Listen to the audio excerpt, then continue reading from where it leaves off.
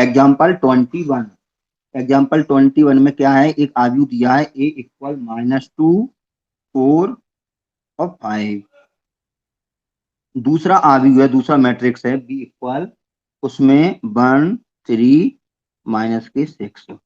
ये दो आयु दिए हैं, इसमें अपन को वेरीफाई करना है, यानी सिद्ध करना है, सत्यापित करना है कि ए बी का dash equal B dash into A dash. सिद्ध कीजिए या वेरीफाई कीजिए या सत्यापित कीजिए। तो अपना काम है पहले इनका मल्टीप्लाई करना। ए बी, ए कितना है -2, 4, 5। बी कितना है 1, 3 -6। हमने क्या बताया था कि इधर लेती हैं रो, इधर लेती हैं कॉलम। तो ए बी है, यदि हमने पहली रो और पहला कॉलम लिया तो पहली रो में तो केवल एक ही एलिमेंट है और पहली कॉलम में भी एक ही एलिमेंट है, तो इसका मल्टीप्लाई इसमें करेंगे तो ऋण 2 का 1 में करेंगे तो -2 हो जाता। यदि इस रो में और एलिमेंट होते तो यहाँ पे प्लस लगाते, और यहाँ पे और एलिमेंट होते तो इधर भी और भी एलिमेंट होते, क्योंकि जितने रो में होते हैं उतने ही इधर कॉलम में होते हैं, तभी इसका मल्टीप्लाई संभव है, क्योंकि इस पे अपन ने चर्चा भी कर ली थी। तो इधर यदि कहीं एक एलिमेंट होता तो इधर भी नीचे एक एलिमेंट और होता, तो इसका मल्टीप्लाई इधर करते तो पहले का पहले में हो गया और दूसरे का दूसरे में करते तो बीच में प्लस लगता। अब इसमें प्लस प्लस नहीं लगेगा, क्योंकि इसकी रो का कॉलम में मल्टीप्लाई कर दिया तो रो और कॉलम फिनिश हो गए, यानी ये एलिमेंट अपने आप में तैयार हो गया। पहले एलिमेंट तैयार करने के लिए बीच में plus plus plus plus plus लगाते थे और सभी को जोड़ते थे, तब जाके वो एलिमेंट तैयार होता था।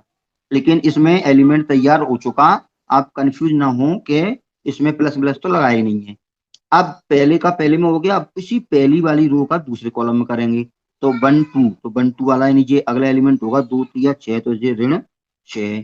फिर ऋण और ऋण धन 2, 6 12, तो ये 12। ऐसे तीनों एलिमेंट तैयार हो गए, पहले का पहले में किया तो 1, 1, पहले का दूसरे में किया 1, 2, पहले ही का तीसरे में किया तो 1, 3। अब दूसरे पर पहुंच जाए, दूसरे का 1 में करेंगे तो 2, 1, 2, 2, 2, 3, इस प्रकार तो 4 एकम 4 हो जाएगा, 4 तिया 12 हो जाएगा, 4 6 24 हो जाएगा। ऐसे 5 एकम 5 हो जाएगा, 5 तिया 15 हो जाएगा और 5 छक्का 30 हो जाएगा। इस प्रकार से जी अपनी 3/3 की मैट्रिक्स आ गई। जी कितने का था 3/1 का, जी कितने का था 1/3 का, क्योंकि एक ही रो तो थी तो 1/3, तो जी मैच कर गए तो इसका मल्टीप्लाई संभव है और आंसर आएगा 3/3 का, तो हमारा 3/3 का आ चुका। अब इसका ट्रांसपोज कैसे निकालेंगे, इसमें हाँ तो इसमें डैश लगा दें और ये पहली पंक्ति है उसको पहला स्तंभ बना दें, -2 -6 और 12। इसको दूसरा स्तंभ बना दें 4 12 -24। तीसरी पंक्ति को तीसरा स्तंभ बना दें 5 15 और -30। इसको समीकरण 1 बना के छोड़ दें, क्योंकि हमारा एलएचएस तैयार हो चुका। अब हमको करना है बी डैश और ए डैश का मल्टीप्लाई। ये ए बी था तो उल्टा, तो पहले बी डैश निकालना है तो हम बी डैश इसी में डायरेक्ट निकाल लेते हैं। तो थोड़ा सा हम आपको जो बता दें कि बी सिर्फ पंक्तियां व्यू था, आप इधर देख सकते हैं, ये आपका है बी, ये बी है पंक्तियां व्यू। इसका यदि डैश, हाँ इसका यदि डैश निकालेंगे ट्रांसपोज निकालेंगे तो इसको स्तंभ में बदल देंगे, तो 1 3 -6 ये स्तंभ हो जाएगा, और इसका डैश निकालेंगे तो ये पंक्ति में चला जाएगा। तो वो हम डायरेक्ट यहाँ पर लिख रहे हैं जिससे आपको इसका मल्टीप्लाई करने में सुविधा हो, तो जो हो जाएगा 1 3 -6।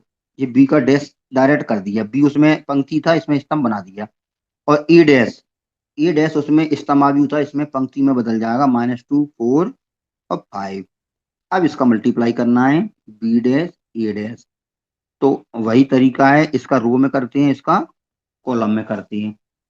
तो 1 का -2 में करेंगे कितना आएगा -2, फिर 1 का 4 में करेंगे कितना आएगा 4, इसका करेंगे 5 में तो जी 5 ही आ जाएगा, 3 दूनी 6, 3 चौक 12, 3 पंजे 15, 6 दूनी 12, ऋण और ऋण धन 12 हो जाएगा, 6 चौक 24, ऋण की 24 हो जाएगा, 6 पंजे 30, ऋण की 30 हो जाएगा।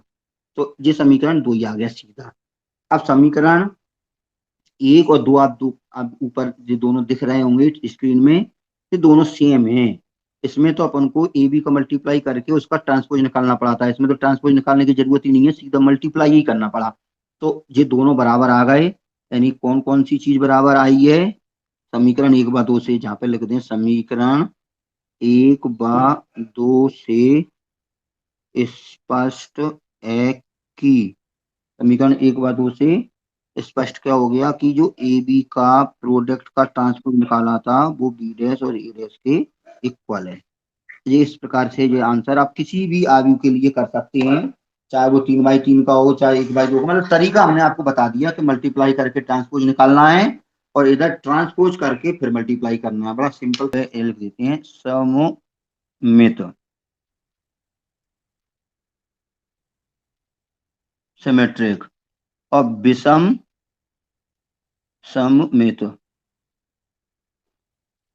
Skew symmetric. तो ये दो तरीके के मैट्रिक्स और होते हैं। तो इसमें क्या रहता है कि इस पे भी अपन ने कल फॉर्मूला लिख दिया था कि यदि कोई मैट्रिक्स है, आव्यूह है, उसका ट्रांसपोज वही का वही आ जाए तो वो तो सममित हो जाता है, सममित। और यदि उसका ट्रांसपोज माइनस के इक्वल हो जाता है, माइनस का, तो जो जाता है विषम सममित। तो ये दो तरीके के आपके पास थे। तो इसके एग्जाम्पल आता है, पेपर में लिखने को आता है कि सममित आव्यूह किसे कहते हैं, इसका एक उदाहरण दीजिए। तो सममित आव्यूह का आप किसे कहते हैं, जी तो लिख सकते हो कि यदि कोई वर्ग आव्यूह, सममित के लिए वर्ग आव्यूह होना जरूरी है। क्यों? कि इसका डैश निकालेंगे तो अभी अपने देखा कि यदि ए पंक्ति आव्यूह था तो उसका डैश स्तंभ आव्यूह हो गया, तो ये तो जिंदगी में कभी बराबर आ ही नहीं सकते। एक 2 गुणा 3 का होगा तो उसका डैश 3 गुणा 2 का हो जाएगा। तो एक 2 गुणा 3 है, उसका डैश यानी परिवर्त 3 गुणा 2 का हो जाएगा, तो ये कभी बराबर आ ही नहीं सकते। बराबर तो तभी आ सकते हैं जब 2 गुणा 2, 3 गुणा 3, 4 गुणा 4 के हों, क्योंकि उसको रो को कॉलम में बदलेंगे, कॉलम को रो में बदलेंगे, तो रो भी 3 कॉलम भी 3, तो उसको अपन रो को कॉलम, कॉलम को रो में बदल देंगे तो फिर से 3 ही 3 रहेंगे, गिनती तो 3 ही रहेगी ना। अब मान लो कोई 2 गुणा 3 का है, अब इसका ट्रांसपोज निकालेंगे तो वो 3 गुणा 2 का आएगा, तो फिर तो वो कभी बराबर आ ही नहीं सकता। इसीलिए कुछ कॉमन चीजें रहती हैं कि सममित आव्यूह के लिए आव्यूह का होना आवश्यक है, और चारोटी डाल दें तो किसी सममित आव्यूह के लिए आव्यूह होगा नंबर 1 वर्गाव्यूह, नंबर 2 शून्याव्यूह, नंबर 3 पंक्ति आव्यूह, नंबर 4 स्तंभ आव्यूह। कुछ इसी प्रकार दे सकते हैं, या आयताकार आव्यूह। तो हमें पता है कि सममित मतलब यदि कोई आव्यूह सममित है उसके लिए आवश्यक है कि पहले तो वो वर्गाव्यूह हो। इसके बाद की बात तो है, सबसे पहले स्क्वायर मैट्रिक्स होना कंपलसरी है, इसके बाद की आगे की चीजें तो वो आगे वो होंगी। तो अब अपन को एक वर्गाव्यूह लेना है। अब कैसे लें? तो जो रो में लोगे वही कॉलम में लेना पड़ेगा, क्योंकि अपन को पता है कि डैश वही का वही आना चाहिए। तो जो डैश वही वही का वही कब आएगा कि रो और कॉलम, यानी अपन रो को कॉलम में बदलते हैं, डैश कैसे कैसे निकालते हैं, ट्रांसपोज कैसे निकालते हैं, पंक्ति को स्तंभ में बदल देते हैं। तो हमें पता है कि पंक्ति को स्तंभ में बदलने के बाद वही का वही आ जाए। तो वही का वही तो तभी आ पाएगा जब पंक्ति और स्तंभ में सेम अवयव होंगे। तो पंक्ति को स्तंभ में बदल दिया तो कोई फर्क ही नहीं पड़ा। तो क्या करते हैं कि कोई भी शुरू में तो मर्जी से कोई भी एलिमेंट डाल दो, ध्यान से देखना बनाने का तरीका। तो शुरू में तो मर्जी से जो आपकी इच्छा हो वो कर दो। तो जैसे मान लो हमने किया है ऋण 3 2 और 5, ये शुरू में हमने कुछ भी कर दिया। अब पहला स्तंभ पहली पंक्ति क्या है, ऋण 3 2 5। तो पहली पंक्ति ऋण 3 2 5 है, तो पहला स्तंभ भी ऋण 3 2 5 होना चाहिए। तो ऋण 3 तो ये लिखाइए, 2 और 5 अपन ने इसमें डाल दिया, जिससे क्या है कि पहली पंक्ति और पहला स्तंभ बराबर हो गया। ठीक है, ये ऋण 3 2 5, ऋण 3 2 5 ये दोनों बराबर हो चुके। अब यहाँ पे आप जो दो एलिमेंट बचे तो यहाँ पे मर्जी चाहे कुछ भी डाल दो, क्योंकि अब अपन को दूसरी पंक्ति ये है ना। तो अब यहाँ पे अपन को कुछ भी जो मर्जी आ, जैसे अपन ने लिख दिया कि 7 और मान लिया अपन ने 4 लिख दिया, है ना। अब 7 और 4 लिख दिया तो अब ये दूसरी पंक्ति तैयार हो गई। तो अब इधर दूसरी पंक्ति दूसरे स्तंभ में भी यही चीज होनी चाहिए। तो 2 7 4, तो 2 7 तो हो ही गए। अब जहाँ पे 4 ही कंपलसरी है, जहाँ पे मर्जी से नहीं लिख सकते। क्यों? कि दूसरी पंक्ति क्या है, 2 7 4, तो 2 7 तो अगला 4 ही होना चाहिए ना। अब जहां पे मर्जी से लिख दो कुछ भी, है ना, जहां पे, क्योंकि अब तो ये इधर से 5 4 और जो भी होगा 5 4 वही का वही फिर से हो जाएगा। तो जैसे मान लो अपने यहाँ पे कुछ भी 8 लिख दिया, तो अब ये आपका एक आव्यूह तैयार हो गया और ये आव्यूह सममित है। अब क्यों सममित है, क्योंकि अपन इसका डैश निकाल लेंगे, तो अपन लिखेंगे ए बराबर इतना एक सममित आव्यूह है, क्योंकि, अब इसका अपन कारण लिख देते हैं क्यों है। तो इस पे जरा गौर से देखें कि हम इसका डैश निकाल रहे हैं, डैश। अब ध्यान से देखना, ये क्या है, पंक्ति। अब ये पंक्ति है, अब ध्यान नहीं, हम तो केवल पंक्ति पे ध्यान कर रहे हैं, ये पंक्ति को स्तंभ बना रहे हैं, तो ऋण 3 2 5, तो ऋण 3 2 5।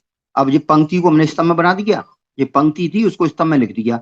अब दूसरी पंक्ति 2 7 4, देखना 2 7 4, इस पंक्ति को हमने कहाँ में लिख दिया, स्तंभ में। अब 5 4 8, 5 4 8, इसको कहाँ में लिख दिया हमने, स्तंभ में। अब ये देखो दोनों सेम है, दोनों आपको सेम दिख रहे होंगे, तो दोनों सेम है, तो इससे आपको पता चला फर्स्ट एंड सेकंड समीकरण 1/2 से ए डैश बराबर ए। इस प्रकार से ये आव्यूह कैसा हो गया, सममित आव्यूह हो गया।